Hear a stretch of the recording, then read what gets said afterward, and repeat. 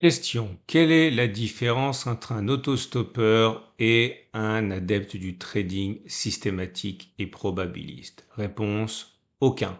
Et on va voir ça dans la vidéo. Salut, c'est Trado, content de vous retrouver pour l'analyse technique du CAC 40. Quelle pression haussière encore une fois avec 0,23% de hausse. Je vous rappelle que moi j'attendais le CAC 40 sur le pari que j'ai pris hier à la baisse. Bon, c'est pas terminé, mais on y reviendra plus tard. Ça commence à sentir déjà le roussi pour ce trade baissier. On verra. Et pour l'instant, je le dis encore, la pression est essentiellement haussière. Vous le voyez, hein, on est dans une situation où on termine plus haut que l'on a ouvert. Donc la pression, je le redis, elle est haussière. Si on regarde les bougies Aiki-Nashi, pour l'instant, il n'y a pas de raison de penser que la hausse soit terminée. Alors c'est sûr que pour l'instant, la pression n'est pas aussi haussière qu'elle a pu l'être préalablement. Et vous voyez que les corps se rabougrissent comme ça, mais ça reste vert. Donc il est plus plausible que l'on continue de monter plutôt que l'on ait fait les plus hauts. Et toujours pareil, hein, le three line break que j'adule, eh bien, nous délivre encore une fois un bloc vert ici, montrant que voilà, la pression est haussière. Et vous comprenez pourquoi j'ai fait de ce three line break un de mes outils de tendance préférés. Vous voyez que quand on a un premier bloc d'une couleur qui arrive, vert en l'occurrence, il est rare, très rare que l'on n'en ait qu'un seul, et pour l'instant rien ne laisse présager que la hausse soit terminée quand on s'en tient à ces éléments d'analyse technique, hein. Si on regarde le reste, ça reste haussière. La tendance immédiate, elle est haussière avec les cours au-dessus de une M7 qui monte. La tendance générale, elle est haussière. La tendance de fond, elle est haussière. Et la tendance de long terme, elle est haussière également. Bref, tout est haussier. Et les bandes de Bollinger que j'ai mentionnées hier et qui sont à l'origine du trade que j'ai pris, pour l'instant, n'ont pas commencé à se resserrer, hein. Elles sont toujours en expansion, donc c'est quand même l'augmentation de la volatilité qui l'emporte. Et qui dit augmentation de la volatilité dit voilà, possibilité d'excès. Et c'est à partir de là, hein, que je pense qu'il y a des chances pour que ce deuxième trade risque d'être perdant. Si bon, on verra. Alors aujourd'hui, j'aimerais, puisque j'ai rien d'autre à tester, j'aurais pu vous, je signale quand même parce que c'est important. Là, vous avez ce qu'on appelle une pénétrante haussière, c'est-à-dire que vous avez un corps rouge et un corps vert. Le corps vert commence plus bas que le corps rouge précédent et il termine plus haut que la moitié de la bougie précédente. Ben, c'est une pénétrante haussière et normalement, hein, ça veut dire que c'est aussi là vous avez une autre pénétrante haussière. Vous voyez, corps rouge, corps vert et le corps vert qui finit au-dessus de la moitié de la bougie rouge précédente. Et vous voyez, c'est très souvent un signal de hausse. C'est pour ça que je dis que j'imagine il risque d'y avoir une perte, hein, supplémentaire sur ce trade. Alors, forcément, quand ça se passe bien, on ne remet pas trop en question la méthode, et c'est normal. Quand ça se passe moins bien, on la remet davantage en question. Et c'est vrai que je reçois pas mal de remarques actuellement ou de commentaires me disant, je ne comprends décidément pas pourquoi tu t'entêtes à trader à la baisse sur un indice qui est super haussier. Alors, encore une fois, je comprends complètement que les doutes, hein, sur la méthode se multiplient à mesure que le succès s'éloigne, mais je vais essayer de vous expliquer de la manière la plus convaincante qui soit pourquoi je suis obligé de prendre ces trades. Ok? Vous avez tous fait de l'autostop quand vous étiez jeune, j'imagine, et c'est exactement la même chose, ok?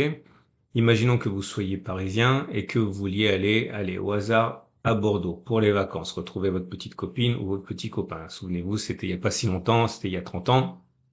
Et là, vous n'avez pas de sous, ou alors vous êtes radin et vous voulez faire du stop. Ok, donc qu'est-ce que vous allez faire si vous voulez arriver à bon port pour emmener votre copine ou votre copain boire et danser demain soir? Vous devez vous mettre plutôt, ok, à la sortie de Paris plutôt qu'à l'intérieur de Paris, sur la 10, ok, en direction de Bordeaux. Et après, vous devez essayer de vous faire ramasser. Alors, avec l'expérience, vous savez qu'il y a des choses qui méritent d'être tentées, et puis il y a d'autres qui ne méritent pas d'être tentées. Par exemple, si vous voyez arriver vers vous une petite voiture de sport, de luxe, c'est même pas la peine d'essayer. Il y a de fortes chances pour que la personne ne s'arrête pas. Pourquoi? Parce qu'il y a de fortes chances pour qu'elle soit déjà accompagnée.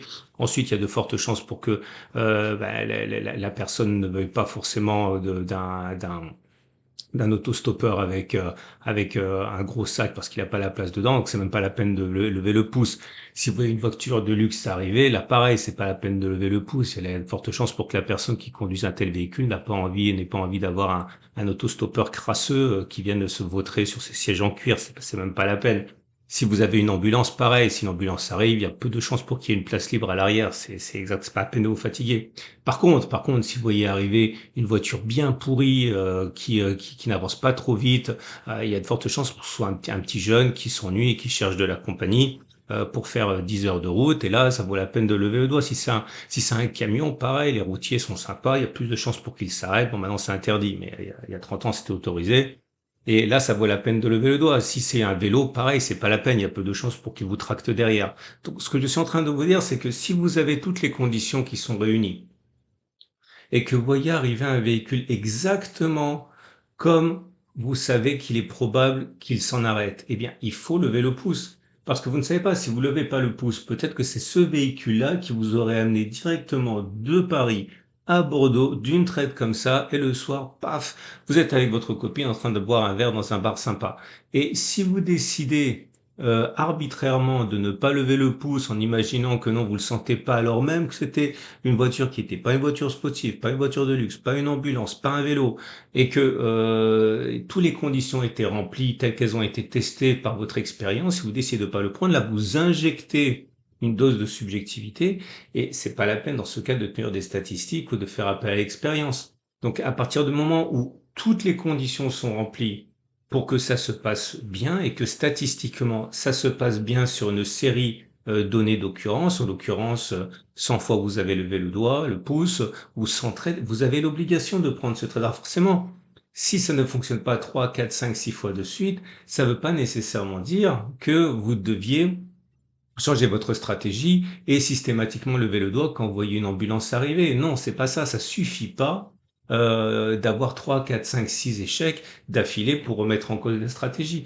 Et là, c'est exactement pareil. Évidemment que je le sens mal ce trade. Évidemment que je pense déjà que je vais avoir des remarques désobligeantes parce que les réseaux sociaux sont ainsi faits et que on va remettre en cause la puissance des statistiques et des probabilités. Mais encore une fois, du haut de mes 20 ans d'expérience, je sais très très bien que si les conditions sont remplies pour un trade, il faut prendre ce trade. Vous pouvez éventuellement limiter le risque en réduisant les positions si vous le sentez pas vraiment, mais vous n'avez pas le choix que de prendre toutes les situations qui correspondent à ce qui a été testé. Vous avez vu, j'ai testé hier de vous, je vais pas le refaire, mais le résultat était suivant. Lorsque les conditions étaient remplies, on avait 2 chances sur 3 pour que cela fonctionne. Est-ce que ça va fonctionner cette fois? J'en sais absolument rien. Ce qui est sûr, c'est que ça a fonctionné comme ça sur les 55 dernières occurrences. Et il faut éviter de jouer au jeu de cette fois c'est différent, parce qu'il y avait toujours des moments où dans le passé on s'est dit cette fois c'est différent, cette fois c'est différent, mais au bout du bout, le résultat c'est que ça fonctionne 2 fois sur 3. Et soit vous vous abstenez, ok, soit vous agissez, mais il faut pas avoir de remords par rapport à ça. C'est la stratégie, elle est comme ça, elle a été testée et il faut l'embrasser. Ou alors on fait un trading qui est discrétionnaire, un trading qui n'est pas systématique. Et dans ce cas, vous aurez d'autres problèmes, notamment hein, le doute qui vous rongera, etc. Là, dans mon cas, je n'ai absolument aucun doute. Je fais ce qu'il faut que je fasse et je sais ce qu'il faut ce que je dois faire. Donc, j'achète et puis voilà. Si jamais je perds, ben, j'aurais perdu encore 0,5% de mon capital. C'est pas grave. De toute manière, vous me suivez au jour le jour pour certains d'entre vous depuis des années. Je mets mes statistiques. Et puis, vous voyez bien, c'était gagnant l'année dernière, c'était gagnant l'année d'avant, c'était encore gagnant l'année d'avant. Ça n'empêche pas que je peux avoir 3 trades d'affilée qui sont perdants. Et même si là, c'est mon deuxième trade d'affilée, je ne vais pas remettre en question. Maintenant, il est vrai que les trades baissiers sont dangereux, surtout qu'il n'y a pas de résistance. Alors, la première résistance, je vais en parler, elle est virtuelle ici. C'est la règle du balancier que j'avais évoquée pas plus tard que la semaine dernière. Ok, comment on fait ça? On prend la résistance qui a fait l'objet non, c'est pas celle-là. La grande résistance qui est là. On prend la grande résistance qui a fait l'objet d'une consolidation, là, vous voyez, c'était ici. Et la règle du balancier, c'est que vous prenez toute la distance parcourue après que l'on ait subi la correction, vous reportez, c'est la règle du balancier encore une fois, le chemin parcouru par de là, et on arrive ici à un obstacle potentiel, hein, il n'est pas réel, hein, qui est donné par la règle du balancier qui est à peu près à 8015. Ok, donc il y a des chances pour qu'on aille le chercher. Bon, bah tant pis, hein, c'est comme ça. Et puis, si ça fonctionne pas, j'aurais perdu 0,5% de mon capital. Et puis on verra. Personnellement, je ne m'inquiète absolument pas. Je sais que sur la durée, ça fonctionne. Ces stratégies-là, elles ont été testées. Maintenant, ça ne préjuge pas de ce qui va se passer ce coup-là. Il faut penser aux 10, 20, 30, 100 prochains trades. Ok? Je sais que c'est difficile à anticiper, c'est à appréhender, à comprendre, mais c'est ça le trading systématique. En tout cas, c'est celui que j'ai choisi, hein, lorsque j'ai décidé de faire du trading, on va dire de manière rigoureuse, hein. Voilà. On va terminer avec les trades du jour. Donc toujours la même chose. Votre rendez-vous avec IG. IG, bien plus que du trading. Une équipe d'experts à vos côtés. Là, je vous cacherai pas que c'est mal barré encore une fois, hein, mais on peut spéculer à la baisse. Mon stop de protection, j'ai dit qu'il était en cas de clôture au-dessus de cette zone-là. Je veux pas, c'est ce qu'on appelle un stop serré. Ah, vous remarquerez tout de suite, hein, que je ne maîtrise pas complètement ma perte. C'est-à-dire que si, je dis n'importe quoi, sur la séance de demain, on prend 5% qui nous amène directement, pour une raison ou une autre, imaginons que la guerre soit terminée et que le marché exulte, et qu'on prenne 5% à partir des niveaux actuels, ok, je dis vraiment n'importe quoi. Et comme j'ai dit qu'on était en stop clôture, et ben je vais perdre énormément plus que ce que j'avais prévu de perdre.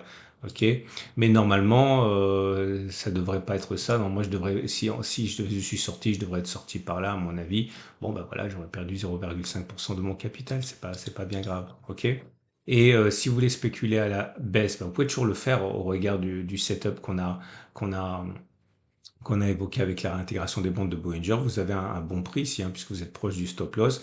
Réduisez éventuellement la position si vous n'êtes pas trop rassuré par rapport à un trade baissier. Si vous êtes haussier, vous pouvez, alors j'ai pas testé pour vous aujourd'hui, mais l'idée effectivement, c'est de mettre un stop de protection sous les plus bas, ok, et ici.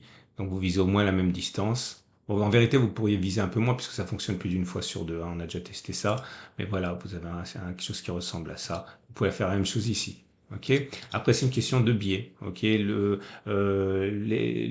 trade du retour à la M7 fonctionne statistiquement et le trade de la pénétrante haussière fonctionne également. Maintenant, comme rien ne fonctionne à 100%, eh bien, vous savez pas ce qui va se passer. Voilà. Je suis désolé, je suis obligé de me répéter, mais mon travail, je l'ai voulu depuis toujours pédagogique. Je prends des trades devant vous, absolument pas pour vous montrer que j'ai raison, mais en gros, pour vous montrer comment fonctionne l'analyse technique et le trading systématique, celui que j'ai embrassé depuis 15 ans. Et à partir de là, on verra ce qui se passera. Mais voilà, je suis obligé de me répéter encore et encore. Excellente journée à vous. Vous avez plein de choses qui vous attendent comme d'habitude que vous n'avez peut-être pas regardé sur l'onglet communauté de ma chaîne YouTube. Plein de vidéos. Excellente journée. Et je vous rappelle, vous avez apprécié la petite vidéo a priori que j'ai mis de Christophe Berg qui explique comment fonctionne les Turbo 24. Je remets la vidéo en dessous pour savoir comment trader avec les Turbo 24, notamment si vous avez des petites positions, ça peut vous intéresser, hein, pour ne pas trop vous exposer. À demain pour la mise à jour.